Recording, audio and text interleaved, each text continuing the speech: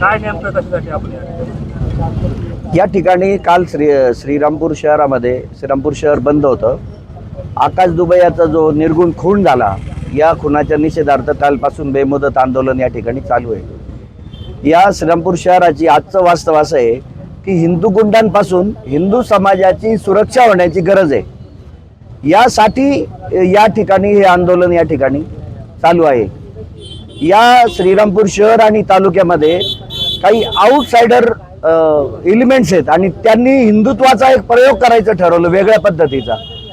परंतु त्यामधून एक हिंदुत्वाचं व्यापारीकरण होऊन हिंदुत्वादी गुंड तयार झाले आणि या गुंडांचा हिंदू समाजालाच फार मोठ्या प्रमाणावर त्रास निर्माण झाला. हिंदू समाजाच्याच मुली पळून नेल्या जात आहेत, हिंदू समाजाच्या मुलींवर अत्याचार होतो, हिंदू समाजाच्या मुलींची छेडछाड केली जाते. या ठिकाणी श्रीरामपूर शहरामध्ये मोठ्या प्रमाणावर गुन्हेगारी फोफावलेली आहे. मोठ्या प्रमाणावर अवैध धंदे आहेत. या श्रीरामपूर शहरामध्ये 10 कोटीचं ड्रग्ज सापडतं. या ड्रग्जचा मुळापर्यंत तपासच जात नाही. मेट्रोफिनची इंजेक्शन्स, नशेची इंजेक्शन्स विकली जातात. एक तरुण पिढी श्रीरामपुरातली पूर्णपणे इंजेक्शन आणि ड्रगनी बर्बाद झालेली आहे. याचे गुन्हे दाखल होतात, परंतु त्याच्या मुळापर्यंत या ठिकाणी मुळापर्यंत जात नाहीये तपास आणि पोलीस पूर्णपणे निष्क्रिय आहे. पोलीस फक्त क्लिरिकल यंत्रणा या ठिकाणी राबवते. पोलिसांची श्रीरामपूर शहरामध्ये दहशत नाही आणि म्हणून पोलिसांच्या विरोधामध्ये आणि या गुंडांवर कारवाई व्हावी या मागणीकरता, मोकाची कारवाई व्हावी या मागणीकरता खऱ्या अर्थानं हे बेमुदत आंदोलन आहे. या दृष्टीने हिंदू समाजाला, साऱ्या श्रीरामपूर शहराला न्याय मिळाला पाहिजे अशी या आंदोलनाची मागणी आहे. काल आपल्या सगळ्यांचे सहकारी आकाश दुबैया यांचा निर्गुण खून झाला. मागच्या 1 महिन्यापासून जर आपण पाहिलं तर जवळपास 2 खून झालेले आहेत श्रीरामपूरमध्ये आणि 5-6 ठिकाणी हाफ मर्डरचे केसेस झालेले आहेत आणि हे वारंवार सातत्याने होते. गोळीबार तर हा रोजचा झालेला आहे. छोटे मोठे हल्ले रोजचे होत आहेत, परंतु प्रशासनाने याच्याकडे मागच्या 3-4 वर्षापासून सारखं दुर्लक्ष केल्यामुळं हा सगळा गोंधळ तयार झालेला आहे आणि या गोंधळातून शेवटी श्रीरामपूरकर हा त्यांचा संयमाचा बांध तुटलेला आहे. सगळे श्रीरामपूरकर आणि सगळ्या पक्षाचे जोडे बाजूला ठेवून सर्व पक्षी आम्ही सगळेजण एकत्रित आलो आहोत. व्यापारी एकत्रित आलेले आहेत, श्रीरामपूरची आम जनता रस्त्यावरती आलेली आहे आणि आमची आता फक्त एकच मागणी की या गुंडांचा बंदोबस्त करा, या गुंडांना कुठेतरी थांबवा. आणि श्रीरामपूरची जनता आता श्रीरामपूरमध्ये राहायचं का नाही हे ठरवायला लागली. श्रीरामपूर शहर सोडून जायची वेळ आली आहे.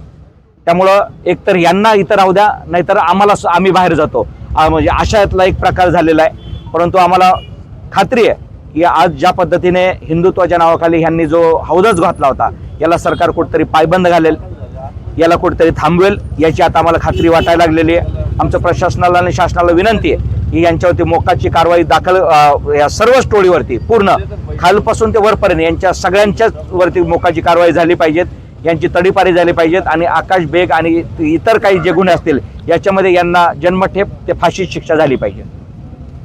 यापुढे आपली काय भूमिका आहे, म्हणजे आपण काय या ठिकाणी सर्वांनी मिळून आज संध्याकाळी 5 वाजता आमची मीटिंग आहे. त्यानंतर बुधवारी 11 वाजता सकाळी मोर्चा निघणार आहे श्रीरामपूरमधून. पूर्ण तालुक्यातून या ठिकाणी लोक येणार आहेत, कारण आता प्रत्येक गावामध्ये यांचा त्रास झालेला आहे. श्रीरामपूर शहरातच नाही, रामपूरसारखं एक छोटं गाव आहे, त्या ठिकाणी वाळू उचलून नाही दिले म्हणून त्या लोकांना इथं आले की श्रीरामपूरमध्ये मारलेलं आहे. त्यांनी विचारून कुठला आहे, रामपूरचा आहे का, लगेच मारलेलं आहे. तर असं झालं असेल तर प्रत्येकाला यांचा त्रास झालेला आहे. त्यामुळे पूर्ण तालुक्यातून या ठिकाणी लोक जमा होणार आहेत. एक मोठा मोर्चाचं नियोजन बुधवारी सर्व पक्षीय, सर्वधर्मीय आणि सर्व आम श्रीरामपूरकरांच्या वतीनं मोर्चाचं आयोजन केलेलं आहे आणि त्यानंतर प्रशासनाला निर्वाणीचा इशारा देऊन आम्ही निवेदन देणार आहोत आणि त्यानंतर बंद आम्ही संपवणार आहोत. हा बंद काल चालू झालेला आहे. श्रीरामपूरकरच्या सर्व लोकांचा आम्ही शतशः धन्यवाद देतो, कारण त्यांनी जर ही हिंमत नसती दाखवली तर हा बंद झाला नसता. त्यामुळे हा बेमुदत बंद हा बुधवारपर्यंत चालणार आहे. उद्याही हा बंद असणार आहे. बुधवारी मोर्चानंतर हा बंद आम्ही संपवणार आहोत. पोलिसांवरचा दबाव कमी झाला पाहिजे. पोलिसांना जे पोलिसिंग असतं, कोम्बिंग ऑपरेशन करणं, ज्याच्याबद्दल तक्रार येते ती तक्रार खरी नोंद करून घेणं, याचं स्वतंत्र मिळालं तर सगळं सोपं होऊन जाईल. परंतु पोलिसांना असं सांगितलं जातं की या संघटित गुन्हेगारांचे नाव घ्यायचे नाही, त्यांच्या नावाने या फायर दाखल करायचं नाही, इथपर्यंत वरतून आदेश येतात. त्याच्यामुळे पोलिसांवरती मोठा दबाव असतो आणि या सगळ्या चुका पोलिसांच्या आहे आणि राज्य शासनात बसलेल्या काही नेते मंडळींचा दबाव या सर्वांवरती असल्यामुळं या सगळ्या घटना वाढत आहेत. पण लहानपणापासून श्रीरामपूर पाहता आपले वडील देखील या ठिकाणी आमदार होते, जयंतराव ससाणे. इतर लोक जे असतील काय वाटतात त्यावेळेच्या आत्ताच्या काय बदल वाटतो श्रीरामपूर? म्हणजे कोणताही राजकीय पक्ष जरी सत्तेत आला त्यावेळेस काँग्रेसचं सरसगट वरपासून खालपर्यंत सरकार होतं. परंतु एक छोट्या गोष्टीची जेव्हा तक्रार झाली तेव्हा स्वर्गीय ससाणे साहेबांवर सुद्धा गुन्हा दाखल झाला होता. म्हणजे ते आमदार होते, शिर्डी संस्थांचे अध्यक्ष होते, परंतु कायदा त्यांच्यापेक्षाही मोठा होता. आणि जो माणूस पोलीस स्टेशनला जात होता त्यावेळेस ते आमदारावर सुद्धा गुन्हा दाखल करत होते. इथपर्यंत कायद्याची मोकळीक आणि कायद्याला स्वतंत्र होतं. त्यावेळेस वरतून पोलिसांना फोन येत नव्हते. हे स्वतंत्र आज हिरावून गेलेलं आहे. पोलिसांना त्यांची स्वतंत्र संपलेलं आहे. ते स्वतंत्र दिलं तर 2 तासामध्ये सगळं काम होऊ शकतं. आता काय भूमिका असणार आहे श्रीरामपूर? त्याचा सर्व गावकरी मंडळांनी, सर्व पक्ष आणि सर्व संघटनेच्या लोकांनी मिळून जो आता गाव बंद करण्याचा जो निर्णय घेतलेला आहे त्याच्यावरती आम्ही ठाम आहोत. आणि आम्ही बुधवारी मोर्चाचं आयोजन करतोय. त्यासाठी परत प्रमुख काही माणसं बसून बारकाईंनी कसं नियोजन करता येईल, त्याच्यामध्ये जास्तीत जास्त लोक कधी सहभागी होतील यासाठी आम्ही प्रयत्न करणार आहोत. 2 दिवसापासून गाव बंद आहे, चाकर उठलेले आहे, अर्थकारण थांबलेलं आहे. कसं बघता एक नगराध्यक्ष म्हणून काय जबाबदारी आहे? नाही, लोकांचीच मागणी आहे, सगळी व्यापाऱ्यांचीच मागणी आहे. अनेक डॉक्टर लोकांना खंडणी मागितलेली आहे. अनेक व्यापाऱ्यांकडून पैसे घेतले गेलेले आहेत, त्यांना ब्लॅकमेल केलं गेलं आहे. त्याच्यामुळं व्यापाऱ्यांची आणि सर्व डॉक्टर असतील, सगळ्या प्रोफेशनलचे सगळे लोक असतील, त्या सर्वांची मागणी आहे. त्याच्यामुळे त्यांनी सुद्धा उत्स्फूर्त असा प्रतिसाद दिलेला आहे. आम्ही कुणावरती बळजबरी केलेली नाही. कधीपर्यंत सुरू राहील आता? आमची अपेक्षा आहे की त्यांच्यावरती मोक्याची कारवाई झाली पाहिजे. काल जरी SP साहेबांनी लिहून दिला असला तरी अजूनही तो काही गुन्हा दाखल झालेला नाही किंवा त्याचा प्रस्ताव गेलेला नाही. तो गेला तर आम्ही थांबायला तयार आहे. परंतु एका व्यक्तीचा या ठिकाणी खून झाला आहे, किरकोळ कारण आहे, किरकोळ कारण या ठिकाणी म्हणजे किती ते कशामुळे घडलं त्याची पार्श्वभूमी 4-5 वर्षापासूनची आहे की या संघटित गुन्हेगारांना वरतून एवढं हवं आहे की ते लोकांना सांगतात की तुम्ही कोणीच आमचं वाकडं करू शकत नाही. पोलीस स्टेशनला गेल्यानंतर त्यांच्या नावाने फिर्याद घेतली जात नाही. पोलीसच सांगता कशाला या भानगडीत पडता. पोलीस त्यांचे 40% पोलीस त्यांची खबरी म्हणून काम करतात आणि त्याच्यामुळे सर्वसामान्य माणसाला पोलिसाचा आधार वाटत नाही. तेव्हा लोक पोलीस स्टेशन जात नाही. काय मागणी या ठिकाणी आपल्या? या ठिकाणी आरोपींना कठोर कारवाई झाली पाहिजे, मोका अंतर्गत झाली पाहिजे.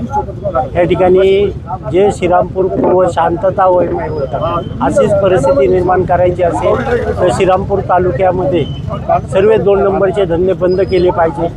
ते बंद करण्याच्या संदर्भात मी पालकमंत्री असेल, मुख्यमंत्री असेल, उपमुख्यमंत्री असेल त्यांच्यावर पोलिसांना सक्त आदेश देऊन या ठिकाणी कारवाई करून ते बंद केले पाहिजे. काय आपली भूमिका राहणार आहे? या ठिकाणी कायदा आणि सुव्यवस्था सुरळीत राहण्यासाठी प्रशासनाने कारवाईच्या संदर्भात आम्ही शासनाकडे पाठपुरावा करतो. एक महिला म्हणून माझी भूमिका अशी आहे की ह्या आकावरती मोका झाला पाहिजे, सराईत गुन्हेगारी थांबली पाहिजे आणि प्रशासनाने याच्यावरती कडक कारवाई केली पाहिजे हीच विनंती. नेमकं श्रीरामपूरमध्ये आज आपण केलं का महिला सुरक्षित नाहीये, नेमकं काय कारण आहे? भीतीचं वातावरण आहे महिलांमध्ये, मुलींमध्ये. मुली कुठं बाहेर जात नाही, महिला कुठं बाहेर जात नाही, भीतीचं वातावरण आहे. आधी असं घाबरायचे की टोपीवाल्यापासून भीती आहे, आता भगव्या उपरण्यावाल्यापासून भीती झालेली निर्माण. तर कुठंतरी ते थांबलं पाहिजे आणि ह्याची दखल वरती घेतल्या जाणार हे 100%. आपण आज बघितलं श्रीरामपूरमध्ये कोट्याचा उलाढाल होत असतो. आज कुठं गेल्या 2 दिवसापासून ते ठप्प आहे. प्रशासन जागं होणार आहे या गोष्टीला आणि आपल्याला साथ देणार. श्रीरामपूरमध्ये ही जी हत्या झाली ही अत्यंत दुर्दैवी आणि वाईट स्वरूपाची आहे. मी बऱ्याच दिवसापासून बघतो हे श्रीरामपुरामध्ये कायदा आणि सुव्यवस्था पूर्ण बिघडलेली आहे. याला कारणीभूत राजकीय लोकांनी ह्या गुंडांना पाठीशी घातल्यामुळे हे प्रशासनावर दबाव आणून ह्या गुंडांना साथ देतात. ह्या गुंडगिरी पूर्ण बंद झाली पाहिजे आणि महिला, स्त्रिया, संत, महंत, धर्म हा सुरक्षित राहिला पाहिजे. याच्यासाठी हे आंदोलन कायम चालू राहील. माननीय महाराष्ट्राचे मुख्यमंत्री देवेंद्र फडणवीस तथा गृहमंत्री यांनी प्रत्यक्षात येऊन याचा बंदोबस्त केल्याशिवाय हे आंदोलन बंद होणार नाही आणि सर्व समाज संघटित होऊन याला तोड देईल. जोपर्यंत सर्व गुंड यांचा बंदोबस्त होत नाही तोपर्यंत तमाम जनता या आंदोलनामध्ये सहभागी होऊन याचा पूर्ण बंदोबस्त करण्याचा प्रयत्न करेल. आली आणि काय त्याचं पाठपुरावा आपण करणार आहोत.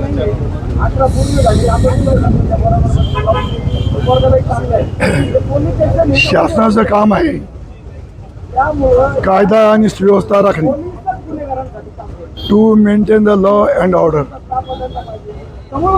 आणि शासन म्हणजे कोणी कायदा आणि सुव्यवस्था पाळत नसेल त्याला शिक्षा करणं, त्याला शासन करणं हे शासनाचं काम आहे.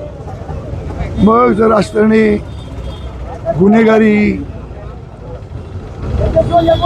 च्या माध्यमातून जर समाजाला विठीव धरत कोणी असेल तर त्याची कारवाई करायची जबाबदारी कोणावरती आहे? की त्याची कार्यवाही करायची जबाबदारी पोलिसावरती आहे. पोलीस खातं कशासाठी आहे? हे त्यांचं कामच आहे. आणि म्हणून पोलिसांकडं सारी माहिती असते, कोण गुन्हेगार आहे, कोणी किती गुन्हे केले आहेत याची सारा रेकॉर्ड असतं, सारी नोंद असते. तेव्हा शासनाने कायदा केला. जर अशा प्रसंगी जर शासनाला कठोर कारवाई करायची असेल त्याला मकोका कायदा आहे, मोका.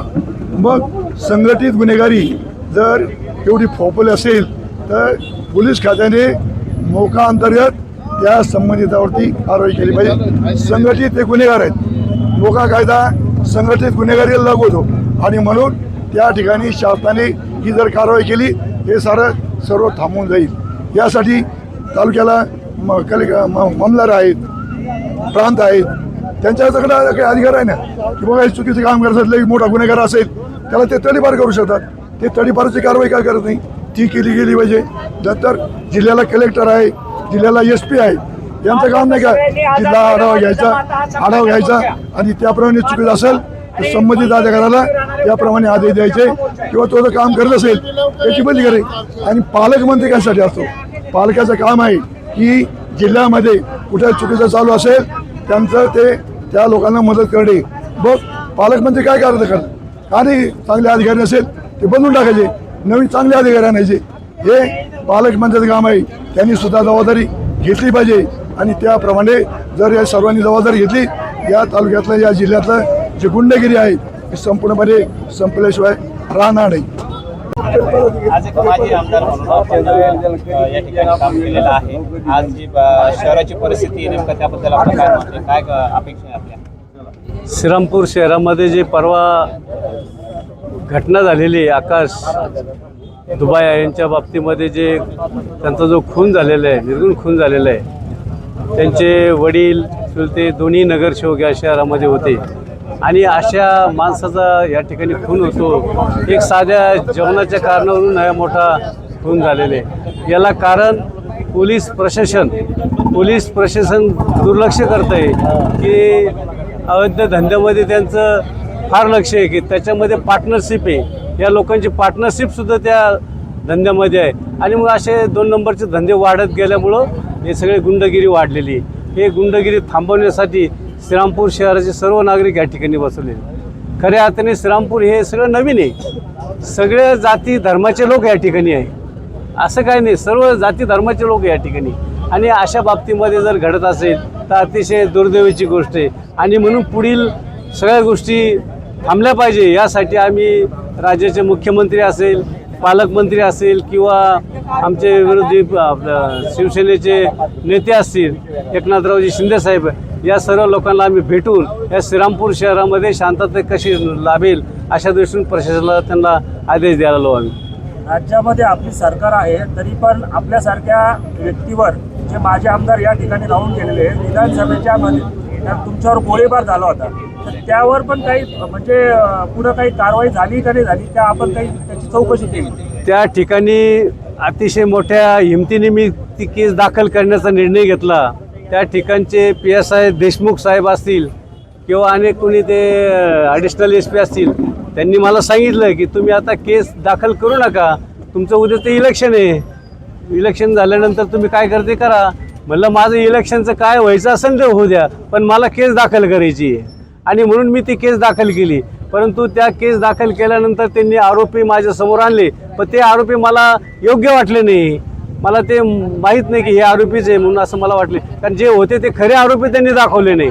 आणि म्हणून मी सांगितले की ते आरोपी नाही आहे आणि माझा पाठपुरावा चालू आहे.